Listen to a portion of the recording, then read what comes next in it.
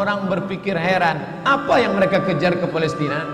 Andai ada orang ingin merebut Irak, masuk akal. Merebut Irak karena banyak sumur-sumur minyak. Andai ada mau ekspansi ke Kuwait, masuk akal, karena sumur minyak di Kuwait banyak. Kenapa kembali ke Palestina? Ada apa? Tanah yang tandus, tanah yang kering kerontang.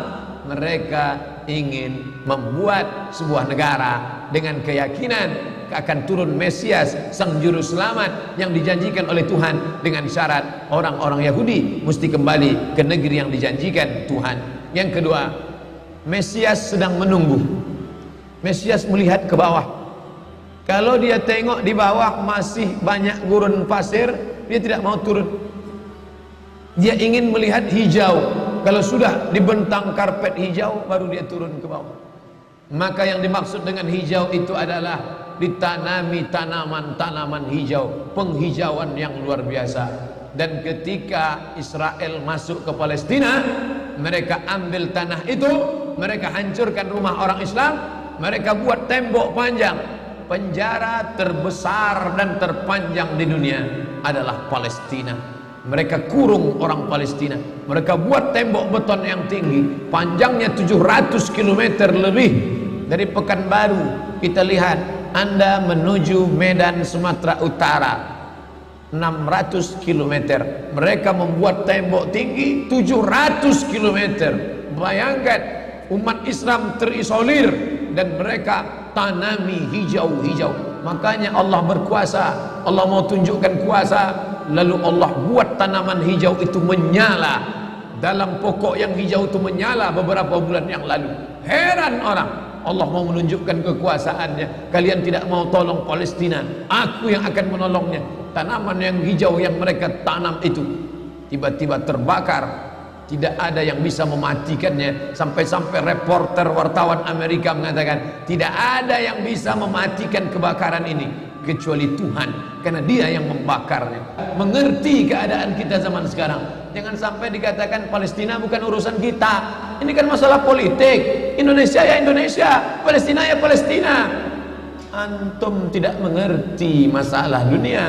Palestina adalah masalah umat Islam. Subhanalladzi asra bi'abdihi. Maha suci Allah yang sudah memperjalankan hambanya minal masjidil haram, dari masjidil haram, ilal masjidil aqsa, masjidil aqsa, masjidil aqsa Palestina.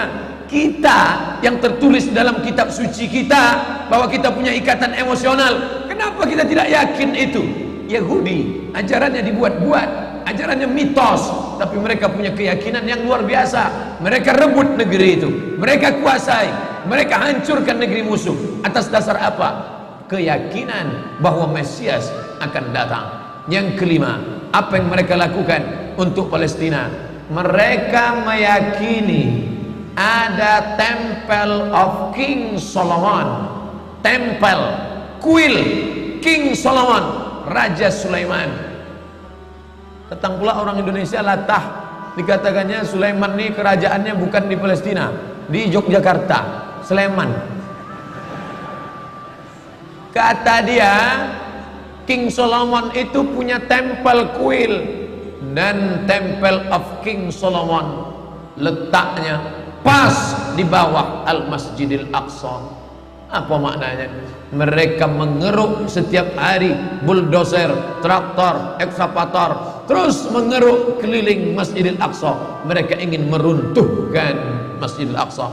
Tulis Temple of King Solomon, enter, pilih image, tampak gambar replika. Inilah kerajaan Sulaiman yang ada di bawah Masjidil Aqsa. Akan mereka naikkan. Mereka sudah bangunkan rumah kecil replikanya, seperti orang Riau membuat rumah replika, rumah Melayu Kampar, rumah Melayu Siak, rumah Melayu Bengkalis. Di mana rumah itu? Di Purna MTQ. Anak-anak kita kalau mau tahu bagaimana rumah Melayu Kampar, bagaimana rumah Melayu Siak, bagaimana rumah Melayu Pelalawan, pergi ke sana. Sebagiannya ada, sebagian tak ada, entah kemana perginya. Tapi mereka membuatkan itu.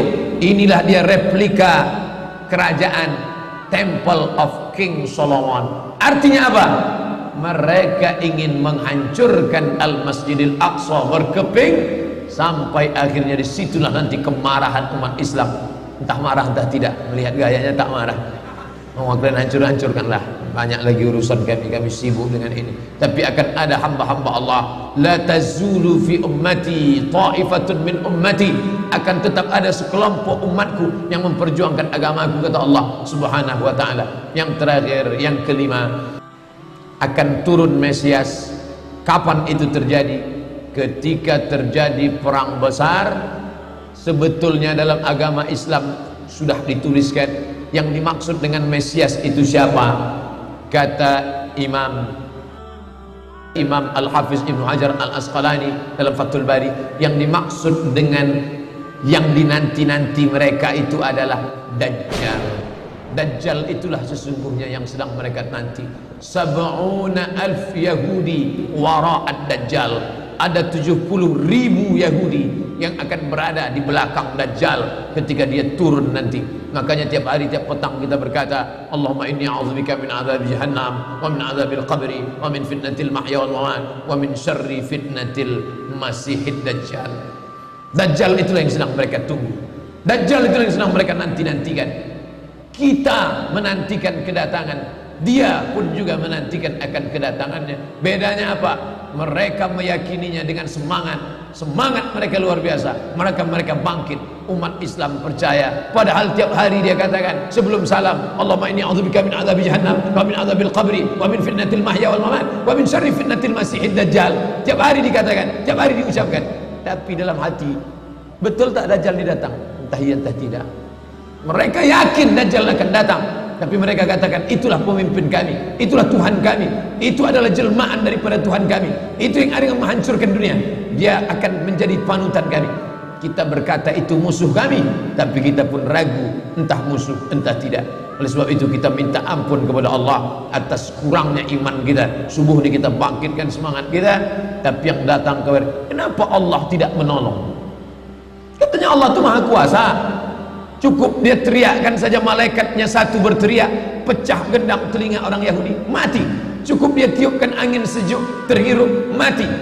Kenapa tidak dia matikan saja Yahudi itu? Datang Syekh Muhammad Jibril, Syekh Dr. Muhammad Jibril, Syekh Profesor Dr. Muhammad Jibril, dosen tafsir Al-Azhar. Kami undang, mahasiswa Indonesia mengundang di waktu di Mesir dulu kuliah.